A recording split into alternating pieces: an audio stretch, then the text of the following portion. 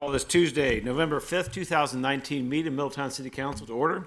If you please stand and join me in moment meditation and the pledge allegiance to the flag. And I ask that we all remember Dayton Detective Del Rio in our prayers.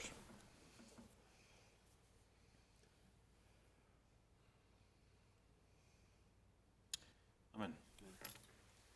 I pledge allegiance to the flag of the United States of America and to the republic for which it stands, one nation, under God, indivisible, with liberty and justice for all. Ms. Gank, would you call the roll, please? Mayor Mulligan. Here. Ms. Vettori. Here. Mr. Bohannon. Here. Mr. Moon. Here. Mr. Mulligan. Yes, here.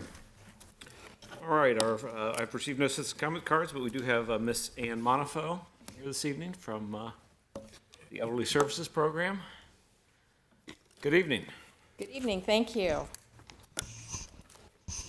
I'm here representing Butler County Elderly Service Program, and we do this periodically just to share information about what services are being provided and how many of the residents in the area. So you're the fourth township or city group that I've met with in our area. I'm a retired nurse and worked with the elderly program for a number of years as a provider, and now am a member of the advisory committee for that group. So I've been involved in a lot of senior care and work with seniors in home care and hospice and adult daycare and many other programs. I'm here to give you a little update. This program is funded by the taxpayers of Butler County and serves older adults and families. Here in Middletown, the Elderly Service Program served 975 people, which is about almost 25% of the program in Butler County. So it compares to, the townships are much smaller and some of the other areas. The Hamilton, the other big city, if you will, actually has about 30% or 1,200 people that were served on the program, just to give you some perspective. Altogether, we served more than 4,000 individuals in 2018, and there's copies of the annual report from 2018 that I distributed. There's also programs out on the stand if anyone's interested in knowing more about the Elderly Service Program and some of the services or where to contact them and make that available. There's one other flyer out there about the HEAP program, which is a program that helps with energy assistance for anyone that needs it, and I was just asked to hand that out at the same time while I was here tonight.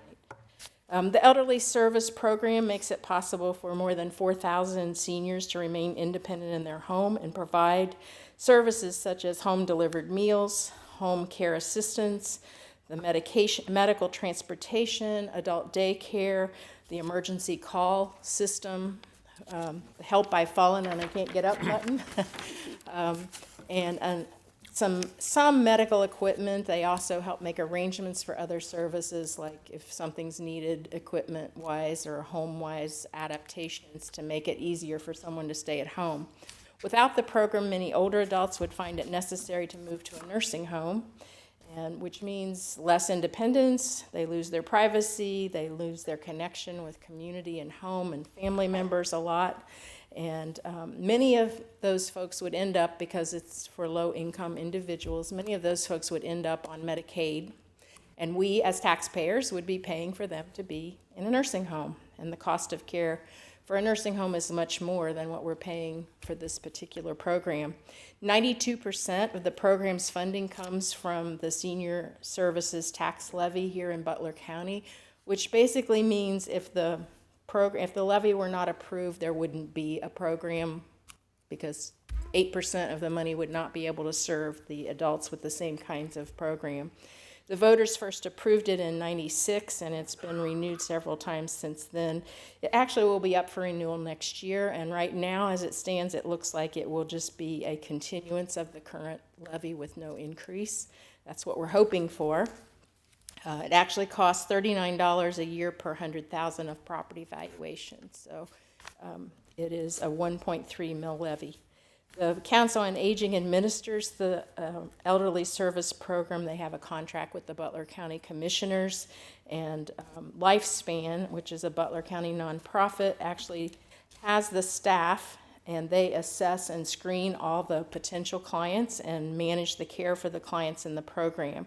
And then they have agreements or contracts, Council on Aging does, with a lot of home care providers, meal providers, and home care programs. To be eligible for the program, a person must be a resident of Butler County, be age 65 or greater, and unable to perform certain basic daily activities of what we call activities of living. I want to tell you a little more about how we help older adults and their families. The U.S. Census and Scripps, though, and Gerontology Center at Miami says 19% of Butler County residents are age 60 or older, and by 2030, it will be near 25% of our population here in Butler County. So 64, one of the things that has changed because of that increase that we're seeing in baby boomers who are aging, this year, just in the second quarter, we saw 64 client increase in the number of people that we were serving. It's been kind of static for the last couple years, but now we're starting to see some increase. Nearly a third of those residents who are age 65 or older have a physical or cognitive disability, and more than 1 in 10 live near the federal poverty level. So a combination of lower income, living alone, and disability leads to the need for support and community to help. You know, for many reasons now, we have men and women both working, so there's the daughter-in-law's not home to take care of grandma and mother-in-law and things like they used to be because we're out in the workforce. So elderly service fills a lot of gaps in care and allows women to continue to work and be able to get retirement and so forth instead of having to quit to take care of someone at home. It's a compassionate program, but it's also cost-effective. It costs the taxpayers about an average of $294 a month per client. Now, that's some clients who get just meals only and others who get other services. But that compares to the Medicaid cost and payment for a Medicaid bed is $4,000 a month. Now, if any of you have ever been in a nursing home and you didn't have Medicaid, you'll know what they charge you, and it's way more than $4,000. So Medicaid, that's what they're reimbursing currently for nursing home care per month for someone who goes on Medicaid. The typical elderly service client is a 76-year-old woman who lives alone, has an income of about $22,000 a year, but due to declining health and mobility, she's not able to perform some things like housework or driving, may not have a car, trouble bathing or preparing food or managing medications, and she needs help, but it doesn't really require a nursing home care. So when we start to serve those people in the middle before they get so severe that they have to go to a nursing home, but be able to keep them at home and in a more affordable location. And a lot of them don't have the resources to pay for those services themselves. Some of those services are $15, $20, $25 an hour just for like a nurse aide to come in. Despite the challenges and the shortage of home health aides, you know, that's been a challenge for a lot of the home health agencies, and they're looking at ways they can work with that. One of the new programs that's unique is a program where they can actually hire a caregiver. It's called consumer-directed care. So if they have a neighbor, a daughter-in-law, or someone, they can actually employ them through the program and choose their own caregiver, hire them to do their care, and so they get reimbursed for some of the care that's being provided. It just can't be their spouse. So that's one of the newer things that's happened. The annual report, I just encourage you to take a look at it. And I know you have a busy schedule tonight, so I'm not going to go, there's more, but I'm not going to take up any more time because I know there's a lot of things on the agenda.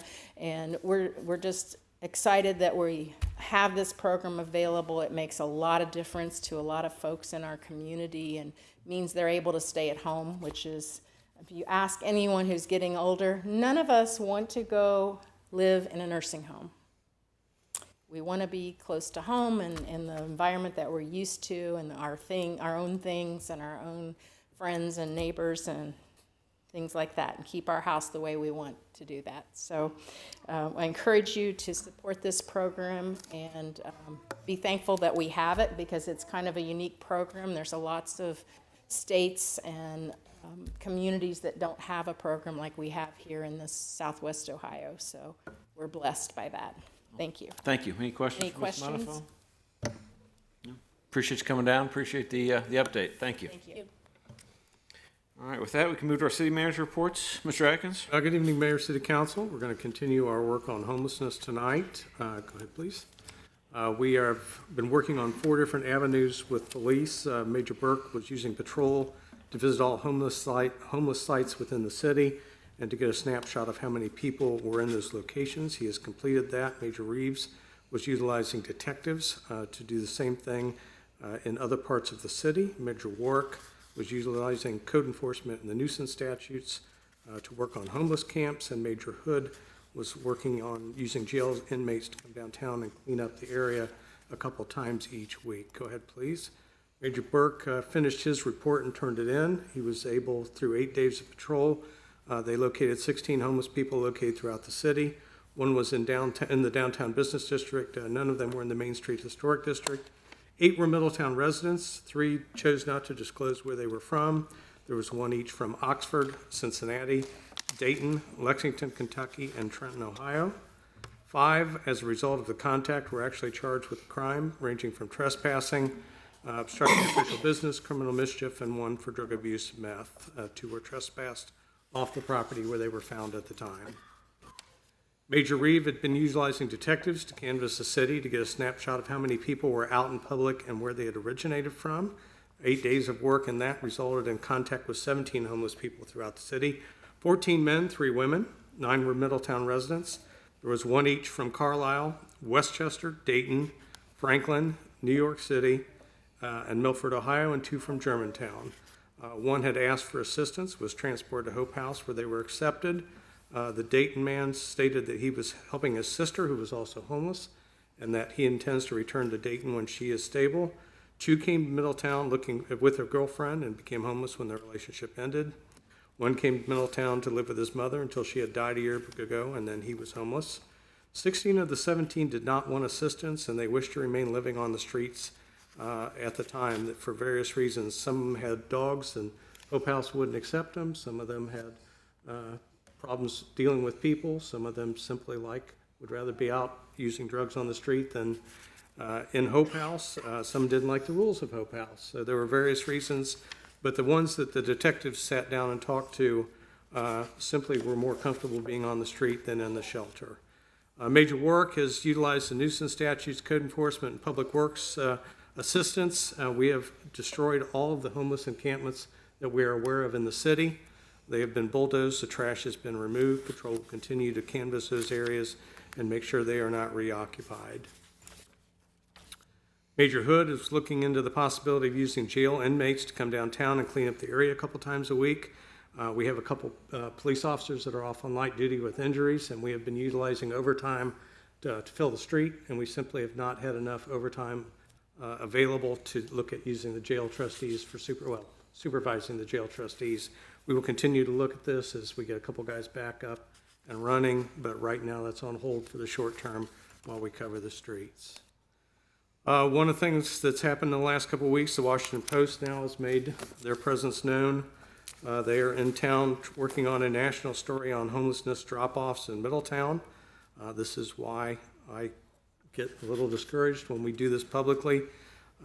We invite national exposure for all the wrong reasons, but we will deal with this as we can. Go ahead. We only have 2 documented cases. We have a lot of anecdotal cases, but we only have 2 documented cases of drop-off. One was from the Butler County Sheriff's Office over by Rolling Mill Brewery. That was discussed with the Butler County Sheriff's Office and resolved. Fort Hamilton Hospital had one that was documented. Again, we've talked to Kettering Health Network, and the discussion at that time was that a security guard was utilizing his own authority without following hospital procedure, and Kettering Health Network has circled back and said, again, to their knowledge, this is no longer going on. Those are the only 2 documented cases that we had on file until last week. We had a call for service October 10th, 4:54 p.m., 660 North University. That's out near Needler's Market on University.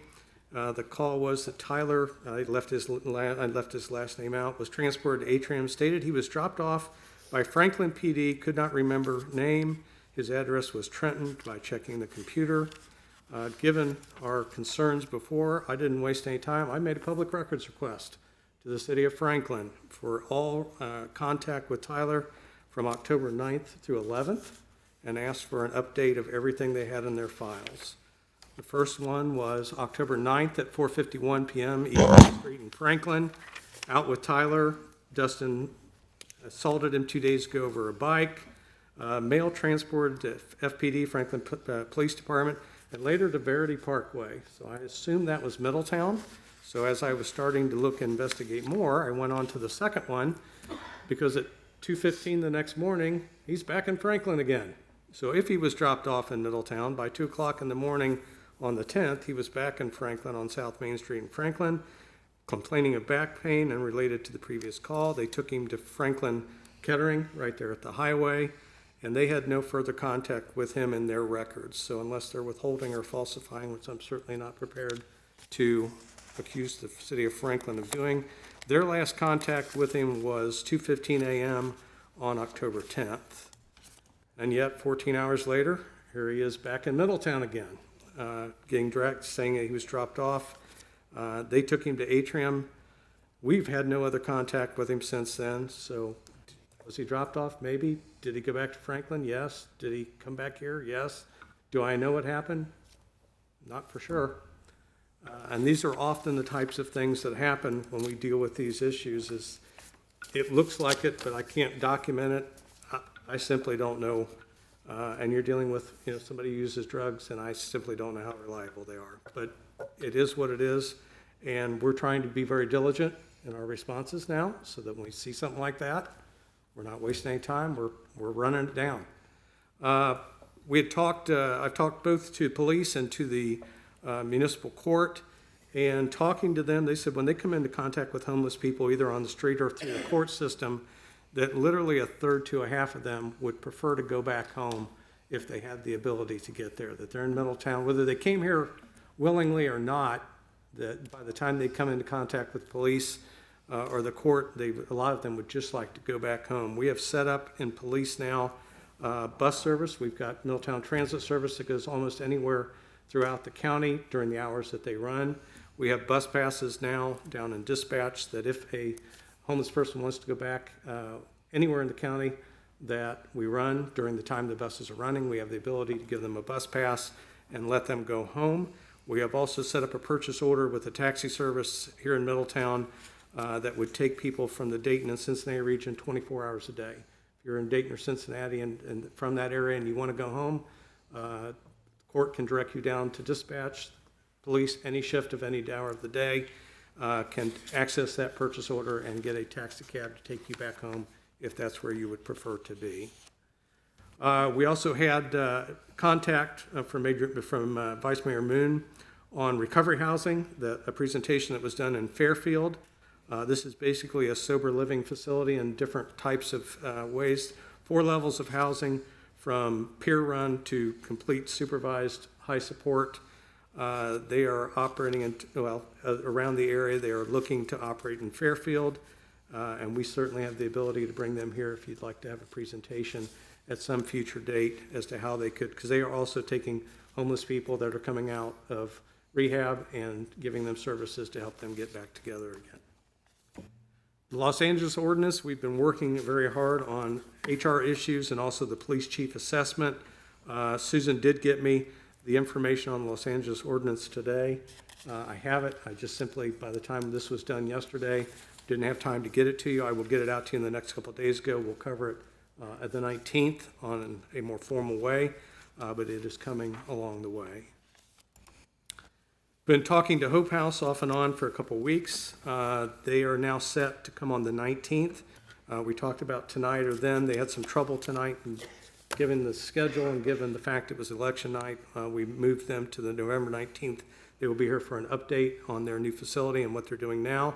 The chart on the left is where came from your detective's report that I had forwarded on to council, and it's Hope House's intake from 27 to 2019. They are up a little bit between 2018 and 2019. They've served 3 more people with 2 more months to go. The things I saw that jumped out at me a little bit as Butler, not Middletown people, are starting to rise. There's, if you look from 2017 to 2019, there's about 5 more people coming from outside the area. Look at Middletown, it's the same way, it's dropping. We seem to be getting more people coming from the outside the area. And a slight uptick in people coming from Warren County from 24 up to 33 over the 3-year period. Continue to leave these on the list until we have some discussion about how we might want to handle them. The possibility of a day shelter gets into recovery housing, gets into sober living, all those types of things. Go ahead. Downtown cameras, I have not taken any action on that. I can wait, still would prefer to wait until after the first of the year, let Hope House get moved, see where we're still seeing activity, and then spend the money. But if council wants us to do something sooner, we are certainly willing to do that. The community-oriented policing unit, again, we brought that up at the last meeting. Councilwoman Vittori asked for a timeline, and the answer is about 5 months to hire 3 new cops, get them up to speed where they can take out on patrol on their own, which would then allow us to form the CFP unit for more veteran officers. So if council wants to do that at some point, either this year or next year, we can either manipulate, change next year's budget, whatever we need to do to make council's wishes come true. Special Improvement District for downtown. I gave you just literally a snapshot of how that might work. We actually do a lot of work with the Montrose Group out of Columbus. They have helped us on a number of projects in economic development. One of the things they do is help set up SIDS throughout the state. We have an open PO with them, and we are going to utilize some of their services to get with DMI and try to help them get a little more focused on what a SID would look like, a Special Improvement District would look like, how it would operate, and what would need to be done to make it from this conceptual, you do some stuff and you pay some money. No, this is exactly how it would work. This is what you would each be paid. They would help us put all that together. And that's what we've been able to get done in the last couple of weeks. That's all I have, Your Honor. Any questions for Mr. Atkins? Just one. When you talked to Franklin, did you have a chance to speak with your counterpart there, or was this mainly done via email? No, it was done strictly through public records requests. Any other questions or comments? In terms of recovery housing, I'd suggest maybe we look at that for something early next year, maybe. Would be interested to see what they're doing, but I'd like to hear from Hope House first before we schedule anything with them, my thoughts. But We can do that, Your Honor. the rest of the council thinks. I think to put that off a little bit would be better. So. I'm good with that. Okay. All right, if there's nothing else, Ms. Skank, we can move to our consent agenda. For your consideration this evening, we have the approval of the city council minutes from October 7th, 2019. To receive and file board and commission minutes from the cemetery board, July 17, 2019, and the Board of Health from September 10th, 2019. To receive and file an oath of office for Brandon Raymond. To confirm the personnel appointments of David Shaw to the position of fire apparatus operator in the Department of Public Safety, Division of Fire, and Andrew Turner and Benjamin Boltman to the position of fire lieutenant in the Department of Public Safety, Division of Fire, and Darrell Barnett to the position of senior electronics technician in the Department of Public Works and Utilities, Division of Electronics. To recommend the purchase of liquid chlorine sodium hypochlorite from JCI Jones Chemicals Incorporated of Sarasota, Florida, in an amount of 88 cents per gallon for use at the water treatment plant. To recommend the bid from DeBraw Kumpel of Cincinnati, Ohio, in the amount of $45,030 for the installation of a fiber optic network connection to the city's public work facilities.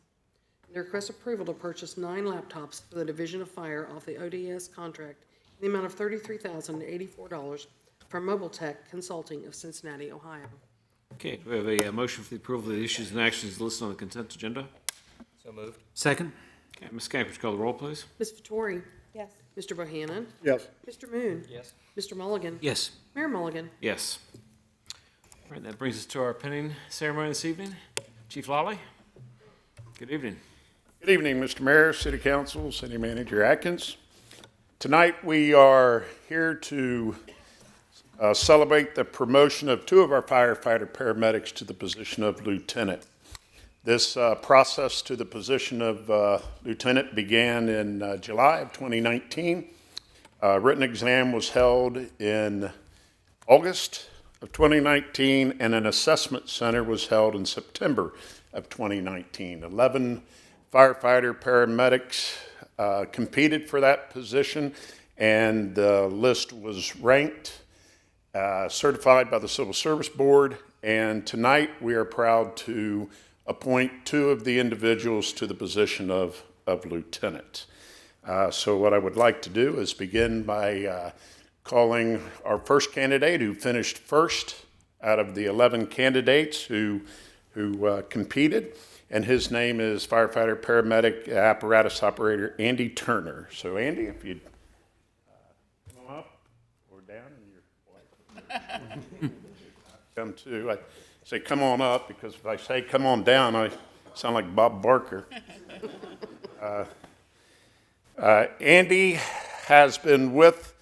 Actually, Andy's been in the fire service since 1994. A couple of interesting things about that is that I was Andy's first instructor in his fire and EMS when his career began back in 1994. But what's even more interesting than that is his dad was one of my instructors. Now, Wayne, I'm not trying to date you there, but it's kind of interesting. We got that connection there. But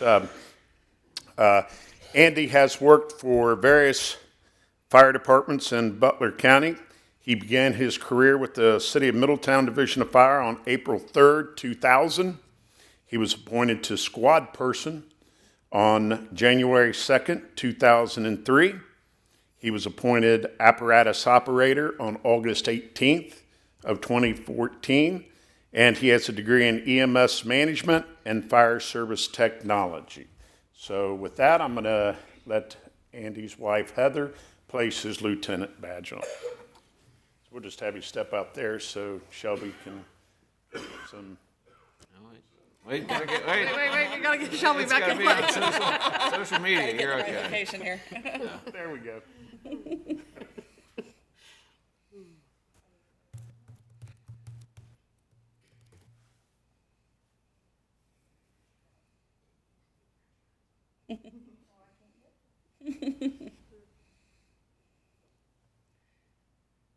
Teamwork.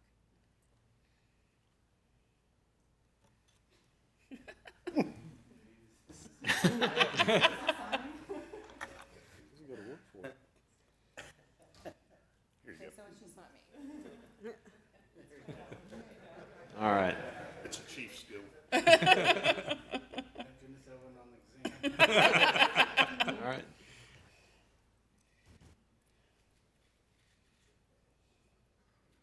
All right.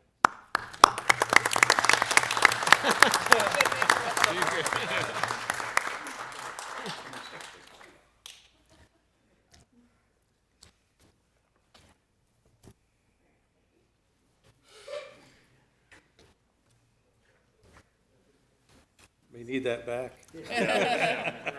There's a burr on it and it won't. At least that's my story. We'll have to get our secretary to get it.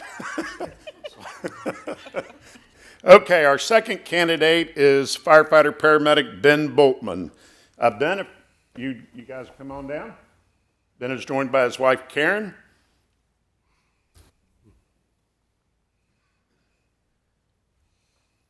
Ben joined the fire service in 1996 and has worked as a volunteer, part-time, and career firefighter paramedic in several Butler County fire departments. Ben began his Middletown Fire Department career on May 26 of 2013. Ben has a bachelor's degree in emergency and disaster management. He's a member of the Butler County Incident Management Team, and Ben has extensive leadership experience in both the county and state emergency management agency. He actually was very instrumental in getting our hazmat team certified as a Type 1 hazmat team. Ben has also been very instrumental as part of the team for the City of Middletown Division of Fire in helping us with our grant writing and being able to secure the SAFER grant. and our grants for the SCBA equipment, which has totaled well over $1.4 million. So his wife, Karen, will place his badge on.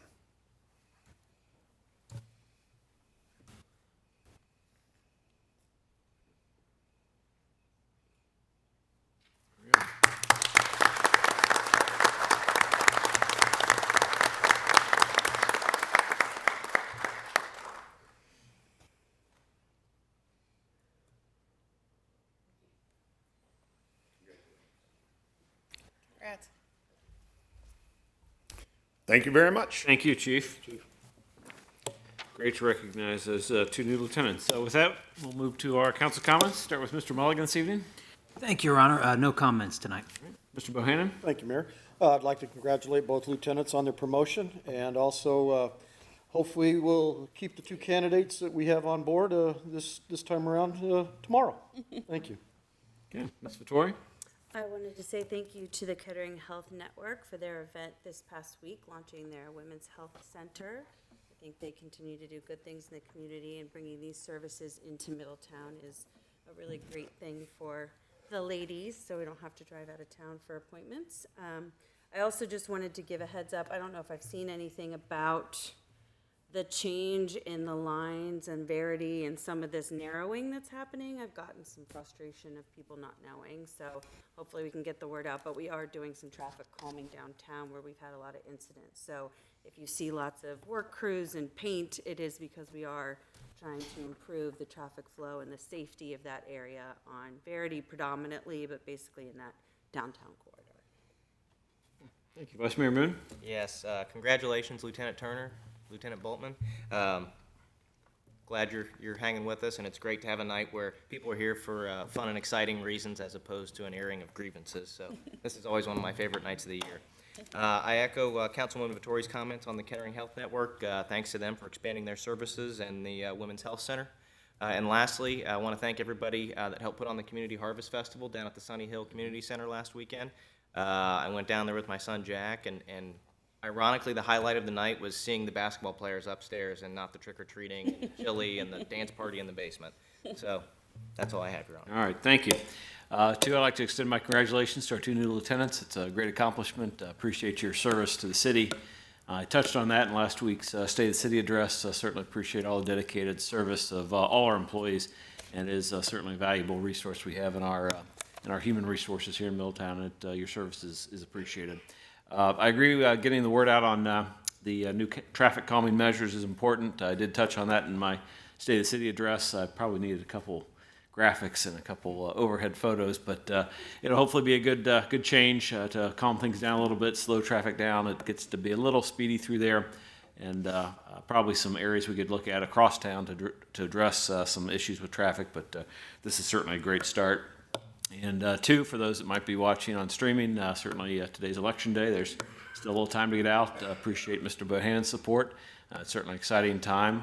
Appreciate all the interest we've had in the council, and look forward to seeing the results later this evening or sometime tomorrow. So, with that, we can move to our legislation tonight. Ms. Cohen? Your Honor, if I could interrupt you just one moment. please. We will have the Verity traffic calming on our webpage and on our social media Excellent. Good to know. right now. Yeah. Now we just need to get some police officers out there and Take care of it. calm down some traffic. There are three matters this evening we're asking you to consider as an emergency. So to ask for a motion to waive charter requirements for 2 readings and 30 days to enactment regarding ordinance O 2019-65, ordinance O 2019-70, ordinance O 2019-71. I move to waive the charter provision requiring readings on 2 separate days and to declare the previously read resolutions and ordinances an emergency measure and read one time only. Second. Okay, Ms. Camp, would you call the roll, please? Mr. Bohannon? Yes. Mr. Moon? Yes. Mr. Mulligan? Yes. Mayor Mulligan? Yes. Ms. Vittori? Yes. The first matter will be ordinance O 2019-65, an ordinance establishing a procedure for and authorizing a contract with AV Fuel for the purchase of aviation fuel and declaring an emergency. Okay, we have a motion to adopt. So moved. Second. Okay, we had a presentation on this previously. Any other questions or comments? Nothing Nothing to further. add? All right, Ms. Camp, would you call the roll, please? Mr. Moon? Yes. Mr. Mulligan? Yes. Mayor Mulligan? Yes. Mr. Bohannon? Yes. Ms. Vittori? Yes. Item number 2 is ordinance O 2019-66, an ordinance establishing a procedure for and authorizing purchases of asphalt by the city purchasing agent in 2020. This is here for a second reading. Okay, do I have a motion to adopt? So moved. Second. Any other discussion or comments? We had previous presentations on this. All right, Ms. Kank, would you call the roll, please? Mr. Mulligan? Yes. Mayor Mulligan? Yes. Ms. Vettori? Yes. Mr. Bohannon? Yes. Mr. Moon? Yes. Item number 3 is ordinance O 2019-67, an ordinance establishing a procedure for and authorizing a contract with Polydine Incorporated for the purchase of polymer for the use of the water reclamation facility for the year 2020. This is also a second reading. Okay, do I have a motion to adopt? So moved. Second. Okay, any other discussion or comments? Okay, Ms. Kank, would you call the roll, please? Mayor Mulligan? Yes. Ms. Vettori? Yes. Mr. Bohannon? Yes. Mr. Moon? Yes. Mr. Mulligan? Yes. Item number 4 is ordinance O 2019-68, an ordinance amending sections 1037.05 mobile food vending application and 1037.07 mobile food vending operating restrictions of the codified ordinances.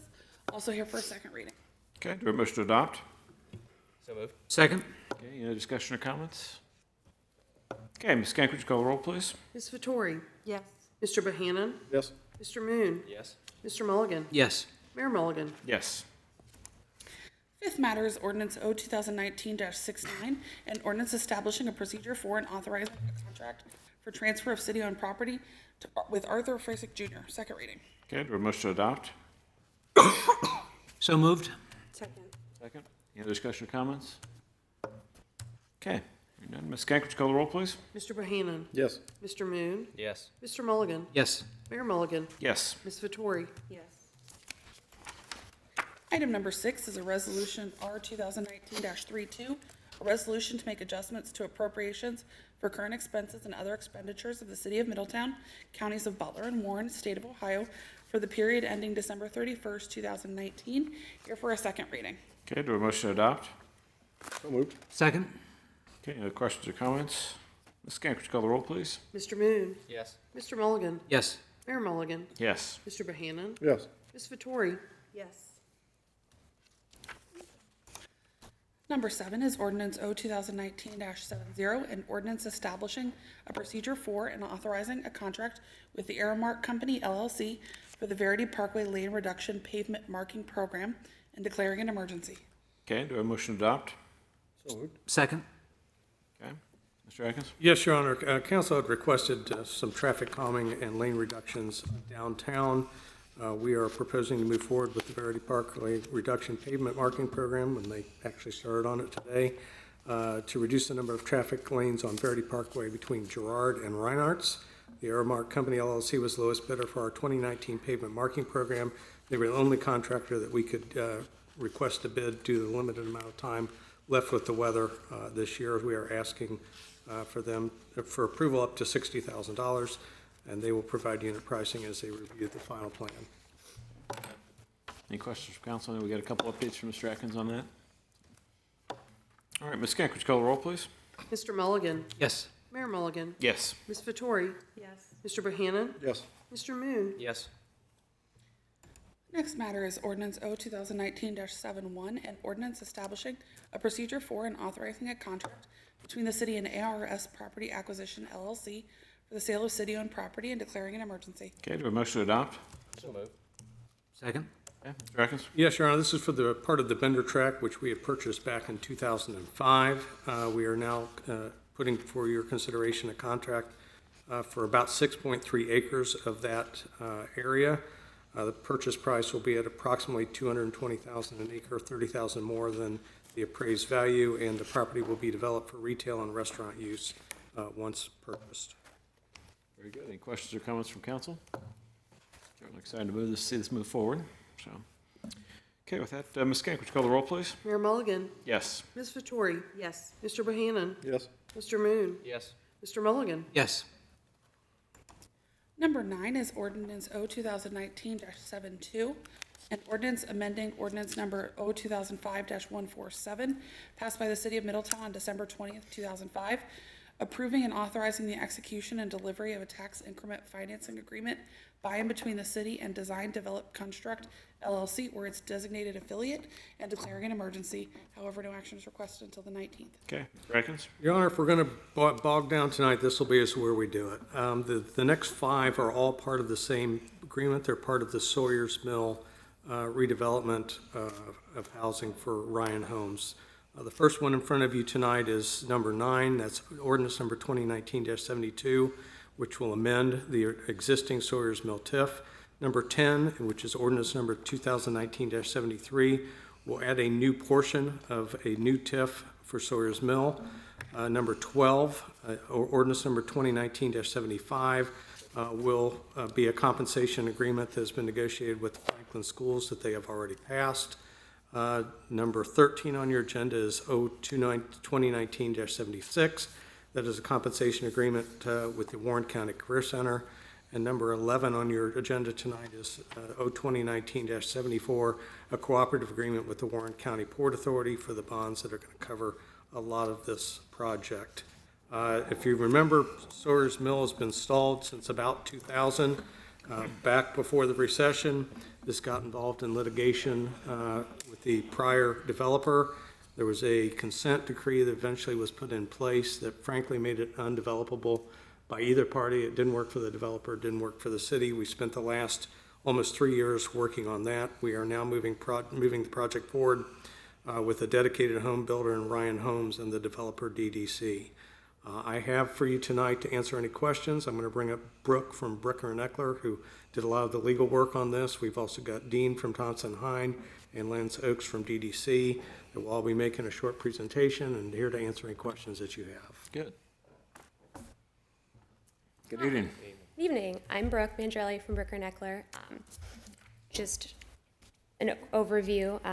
We have the ordinance amending the original Sawyer's Mill Incentive District to allow for the full term of the exemption that will go onto that property. And then the new TIF ordinance will cover the portion of the development that is not within the original incentive district. So with those, you have the agreements negotiated with the school districts. So you'll have an ordinance approving each of those. And as Mr. Adkins said, Franklin City approved theirs, I believe, on October 28th. And I believe the Warren County Career Center will be approving theirs on November 21st. And then you also have an ordinance allowing the city to enter into a cooperative agreement that will allow for appropriation of certain payments to be made that will go to pay the debt service on the bonds that the Warren County Port Authority will be issuing. If you guys have any questions, I'm happy to answer them. Okay, any questions? I have one question. Regarding the difference between the existing TIF and the new TIF, is there anything different except for the length of time? No, so, well, the service payments, the portions that go to the schools are different. We are, in the new incentive district, the Franklin City School District and the Warren County Career Center will each receive a portion of the service payments that will be collected from that property, as opposed to the original incentive district where those will only go to Franklin City. The way the TIF statute was when it was passed in 2005 does not require service payments to the vocational school district, whereas in the new incentive district, Warren County Career Center must be compensated at the same rate and terms as Franklin City. Okay. I also have a question. With Warren County Commissioners objecting, how does that play into this, and financially, how does that impact us or impact the TIF? So we pretty much expected Warren County to object. The way the statute is written, that's the way they receive their default compensation. So that will only apply to the new incentive districts. So in years 11 through 30 of the exemption period, the county will receive 50% of what they would have otherwise received in absence of the exemption. So it really shouldn't affect you. That will just be less revenue available for the developer and the owner of the parcels to pay the debt service on the bonds. Okay, other questions? All of this is, we're mostly the pass-through on this. We're not on the hook for Warren County. We're not on the hook for Franklin. We're not on the hook for the Career Center. We're not on the hook for the bonds. We are the pass-through. If there's any deficiency, the developer will pick them up. You are just the middleman in the process. Okay. All right, thank you.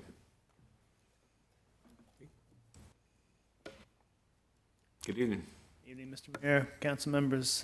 I'm Dean Spoor from Thompson Hine, representing the developer. I would just second everything Brooke just said.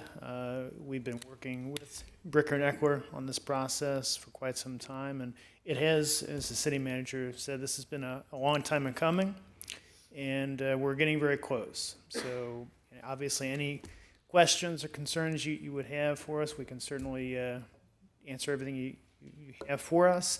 I would just ask Lance Ost to step up just briefly to give a little bit more background and color to what is actually going on the ground in this development. Thank you, Dean. Lance Oaks with DDC Management, the developer.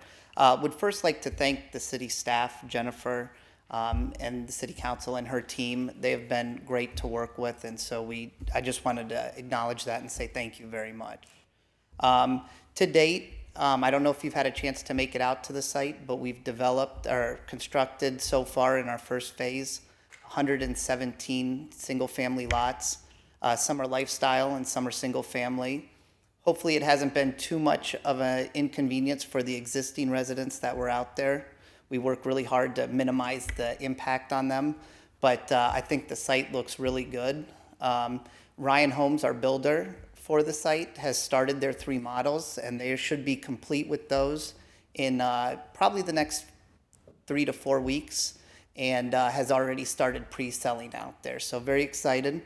We currently have the next phase before the city for approvals right now, and anticipate starting that in over this winter, and that's another additional 100+ lots. So very excited about the city of Middletown and everything you guys got going on, and just happy to be a part of it. We think this is going to be a really nice and good addition to the city. So thank you very much. Appreciate it. Thank you. Okay, any other questions from Gil? Okay. We will read the rest of these. What's that? We will have to read. Yes, we will. Okay, so yeah, so Unfortunately, no it's actions supposed to be required on that, taxed so more. it's However, no action back is to you, required at Ms. this time. Cohen, for number 10, huh? Number 10 is ordinance O 2019-73, an ordinance declaring the improvement of certain real property located in the city of Middletown, Ohio, to be a public purpose, designating specific public infrastructure improvements that once made will directly benefit the parcels for which improvement is declared to be a public purpose, creating the Sawyer's Mill Project 1 Incentive District within the city, declaring the improvements to real property within the incentive district to be a public purpose, exempting 100% of the value of such incentive district improvements from real property taxation for a period of 30 years, requiring the owners of parcels in which improvements are declared to be a public purpose to make annual service payments in lieu of taxes during the period of exemption, describing the public infrastructure improvements made or to be made to directly benefit the parcels for which improvements are declared to be a public purpose, establishing a municipal public improvement tax increment equivalent fund for the deposit of such service payments, authorizing the execution of a tax increment financing agreement, and approving related matters and declaring an emergency. No action requested until November 19th. All right. Similarly on Sawyer's Mill, number 11, ordinance O 2019-74, an ordinance authorizing the execution and delivery of a cooperative agreement among the Warren County Port Authority, the city of Middletown, Ohio, Sawyer's Mill Project 1 LLC, and the Huntington National Bank, and authorizing the appropriation of funds for payment of debt serviced with respect to not to exceed $2,800,000 of Port Authority revenue bonds to be issued to pay the cost of public infrastructure improvements and declaring an emergency. Water break. Okay. Takes us to number 12, ordinance O 2019-75, an ordinance authorizing a compensation agreement with the Board of Education of the Franklin City School District and declaring an emergency. However, no action requested until the 19th. And finally, with Sawyer's Mill, ordinance O 2019-76, an ordinance authorizing a compensation agreement with the Board of Education of the Warren County Career Center and declaring an emergency. Okay, thank you. Takes us to 14, ordinance O 2019-77, an ordinance authorizing the amendment of a contract with Rumpke of Ohio Incorporated for refuse collection and disposal and declaring an emergency. However, no action requested until the 19th. Okay, Mr. Atkins? Yes, Your Honor. Since the beginning of 2018, the number of units served and the trash carts rented have steadily increased in the city. This has created a budget shortfall from the estimated cost when we did the budget. The city currently bills $15 per unit served per month, plus $250 per month for trash cart rental. We will need an additional $200,000 to address the budget shortfall for this year. We are requesting emergency legislation so we can make our November payment. Any questions from council? Okay. Next matter is Resolution R 2019-33, a resolution declaring the necessity of repairing certain sidewalks, curbs, and driveway aprons in the city of Middletown, requiring that abutting property owners repair the same and declaring an emergency. No action requested until the 19th. Mr. Atkins? Yes, Your Honor, in conjunction with the 2020 Local Street Improvement Program, the city will conduct sidewalk, curb, and drive apron repairs. This is the first resolution of necessity, which enables the city to require the work to be done, to perform the work under contract, and to assess the owners for concrete repairs that are done to their property. Notices will be sent to the 560 parcels by registered mail the week after council's authorization for this resolution. We are asking for a second reading emergency so that the property owners will have as much time as possible to do the repairs themselves if they so wish. Okay. Council? Is that what the white spray paint is on my sidewalks in front of my house? Could be. Could be. Does that mean my roads are gonna get done too? We've got the list. I can find out. You know, it's not gonna happen next year, but, yeah, okay, very good. Yeah. Anything else? Okay. Number 16 is Resolution R 2019-34, a resolution to make adjustments to appropriations for current expenses and other expenditures of the city of Middletown, counties of Butler and Warren, state of Ohio, for period ending December 31st, 2019, and declaring an emergency. This is the general fund and the nuisance abatement fund. No action requested to the 19th. Okay. Mr. Atkins? Yes, Your Honor, we've got two items here. One is replacement of one of the city building chillers. It is about 20 years old. It typically has a 23-year estimated life, but it is not in good shape. It also uses R22 refrigerant, which has been banned and no longer in use. So we are recommending at this time that we go ahead and eliminate and replace that chiller for about $180,000. There are a couple other small repairs around the building that we are asking for an additional $20,000 to get done by the year end. This will give us a new unit with the correct refrigerant and move us forward. Second, we are asking for an additional $50,000 for the nuisance abatement fund to remove dead trees throughout the city over the next few months. Major Works been working on that. Any questions from council? All right, thank you. Next matter is Resolution R 2019-35, a resolution authorizing transfers from the Central Avenue Sidewalk Curb and Gutter Fund, 2018 Sidewalk Curb and Gutter Fund, Capital Improvement Fund, and the Employee Benefits Fund to the General Fund for repayment of prior year advances and declaring an emergency. No action until the 19th. All right, Mr. Atkins? Yes, Your Honor. The next several, most of the next several items are cleanup for the end of the year for the finances. I have asked Finance Director Jake Burton just to make sure if he had any questions that we could try to answer them on the fly, but if not, we certainly can take them later as we go between now and November 19th. This is a repayment of prior year advances, partial repayment for the Central Sidewalk Curb and Gutter advancement for $12,250. Another from the 2018 Sidewalk Curb and Gutter in the amount of $234,760. Partial repayment of a loan from the general fund to the capital improvement fund for $138,000.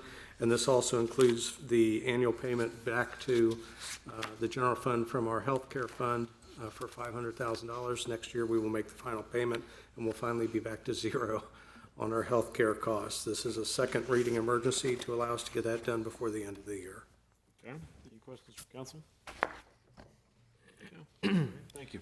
Next matter is Resolution R 2019-36, a resolution authorizing certain prior advances from the general fund to be converted to fund transfers and declaring an emergency. No action until the 19th. Mr. Atkins? Yes, Your Honor. Back in 2015, we authorized the advance of $1 million from the general fund to the nuisance abatement fund. We had paid $650,000 of that advance back in 2016, leaving a balance of $350,000 still due. As we have stepped up our nuisance abatement, we are not only not paying that back, we're actually appropriating more to do nuisance abatement each year, and so we are asking that that loan be forgiven and made a transfer instead. The second one is also from 2015. This is for the AK research project, isn't it? That was booked as a advance, and it should have been a transfer at the time. We did not intend to pay that back. And so both of those, again, we're trying to clean up the books for the end of the year. And it will not impact the general fund balance, but it will decrease reimbursements to the general fund in the future. We are, again, asking for a second reading emergency. Okay. Any questions from council? Thank you. Next matter is Resolution R 2019-37, a resolution authorizing a transfer from the general fund to the 2019 sidewalk curb and gutter fund and declaring an emergency. No action until the 19th. Mr. Eckler. As you just did the resolution of necessity for 2020, this is cleaning up 2019. This is a supplemental appropriation to pay for work that's been done this year on the sidewalk curb and gutter program. These will be made up by the property owners as they're assessed and returned to us over a 5-year period. Again, this is a second reading emergency to allow us to clean up the books for the end of the year. Okay. Any questions from council? Item number 20 is Resolution R 2019-38, a resolution to make adjustments to appropriations for current expenses and other expenditures of the City of Middletown, Counties of Butler and Warren, State of Ohio, for the period ending December 31st, 2019, and declaring an emergency. This is year-end transfers for various funds. No action requested until the 19th. All right. Mr. Atkins? Yes, Your Honor. Annually, Jake puts together appropriations and supplemental appropriations to the general fund to clean up year-end accounting purposes that they net out at $216,500 each, meaning there's no change in the projected end of the general fund balance. They balance each other out. Okay. Any questions from council? Number 21 is Resolution R 2019-39, a resolution authorizing the filing of applications for year 2020 with the Ohio Department of Transportation for grants under the Ohio Public Transportation Grant Program. Here for first reading. Okay. Mr. Atkins? Yes, Your Honor. Each year, you do this one and the next one. This allows us to apply for grants to operate Middletown Transit System. This one's for the state grant. The next one will be for the federal grants to operate the Middletown Transit System. Any questions from council? Okay. Similarly, number 22, Resolution R 2019-40, a resolution authorizing the filing of an application with the Department of Transportation, the United States of America, for a grant under the Federal Transit Administration Act of 1991 as amended. Here for first reading. Again, this is the federal side for the Middletown Transit grants. Okay. Number 23, Resolution R 2019-41, a resolution to make appropriations for current expenses and other expenditures of the City of Middletown, Counties of Butler and Warren, State of Ohio, for the period ending December 31st, 2020. This is the annual budget. Okay. I know It's been a lot of distributed a lot of a year ago, presentations on or this. a Any year ago, a month questions or ago, and we're comments? still available for comments and questions if you have any, but this is your first reading for the budget. All right. Thank you. Item 24 is Resolution R 2019-42, a resolution authorizing the transfer of monies from the 2010 Lefferson Road Sewer Fund and the Main Street Special Assessment Fund to the General Obligation Bond Retirement Fund. Here for a first reading. Okay. Yes, Your Honor, you'll see this again in number 33 on ordinance number 2019-86. This ordinance will transfer the remaining balances in those funds to the General Obligation Bond Retirement Fund. Number 33 will close those funds after the transfer has been made. The 2010 Lefferson Sewer Fund has had no activity since 2014. All possible obligations from this project have been met.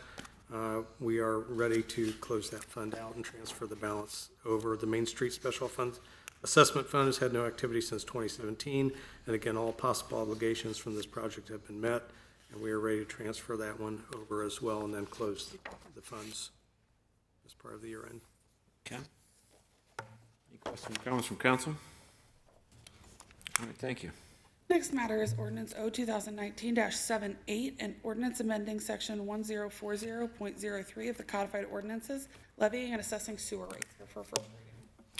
All right. Mr. Atkins? Yes, Your Honor, as you're aware, we're in a consent decree with the EPA on the long-term control plan. This plan will include combined sewer overflow projects with major rehabilitation of the sewer and wastewater treatment plants. The total cost is expected to be $265 million over the next 25 years.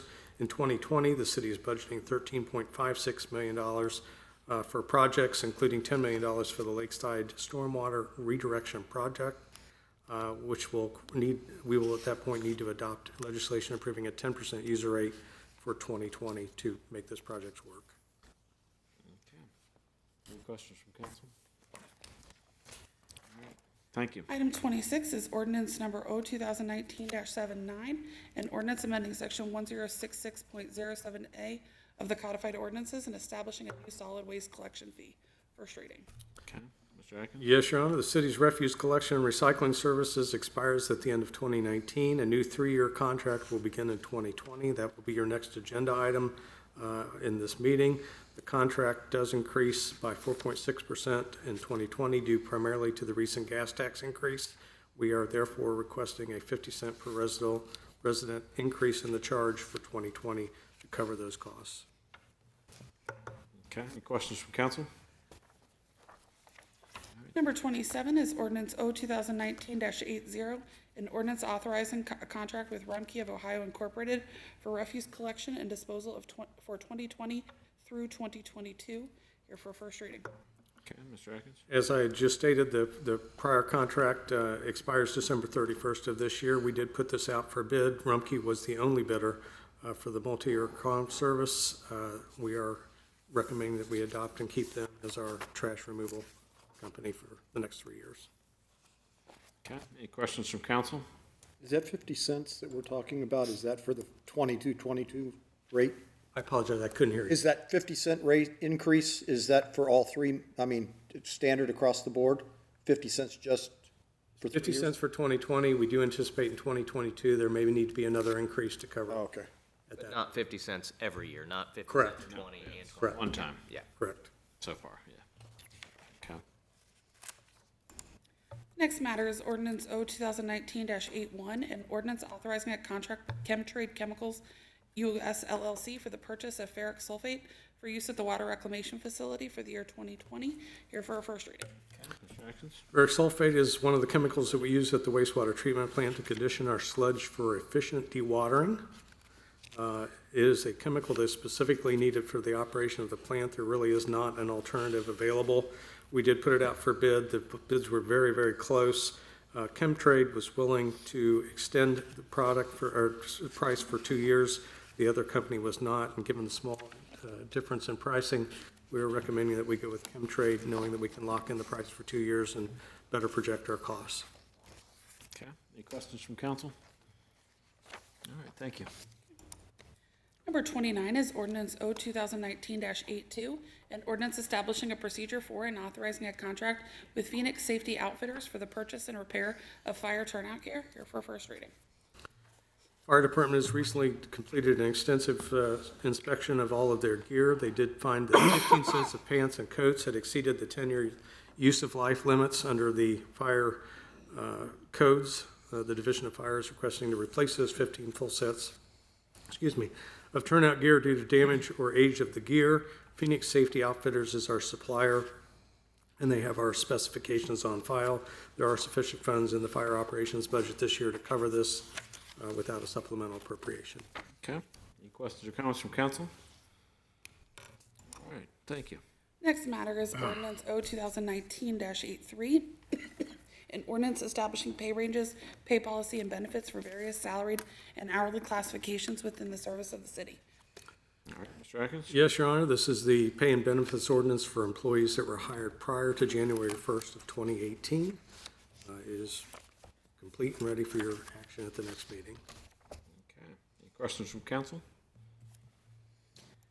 Next matter is ordinance O 2019-84, an ordinance establishing pay ranges, pay policy, and benefits for various salary and hourly classifications within the service of the city that are hired January 1, 2018 or later. Okay, Mr. Atkins? Yes, Your Honor, this is the pay and benefits ordinance as just stated for everybody that was hired after January 1st, 2018. Okay, Number 32 is ordinance O 2019-85, an ordinance establishing pay ranges and certain benefits for employee classifications in the Middletown Department of Health and Environment for first reading. okay, As stated, this is the pay and benefits ordinance for the health department employees. okay. Any questions or comments from council? And finally, we get to number 33, ordinance O 2019-86, an ordinance eliminating the 2010 Lefferson Road Sewer Fund and the Main Street Special Assessment Fund of the city. Okay, Mr. Atkins? Yes, Your Honor, as stated earlier, you had seen the request to transfer the remaining balances of those two funds over to the general obligation fund.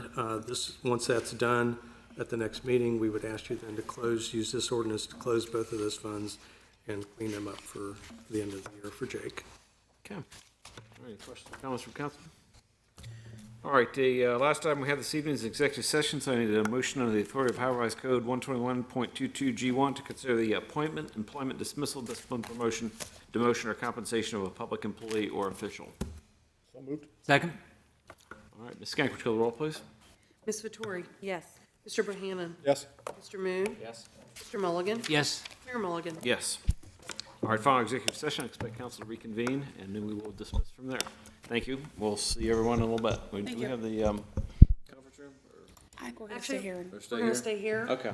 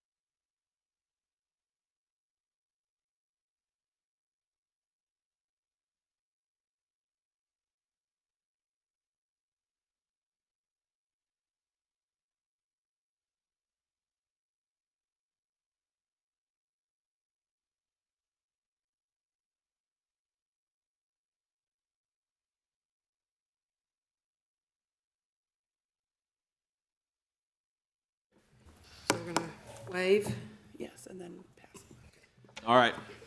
I'd like to call our meeting back to order. Entertain a motion to come out of executive session.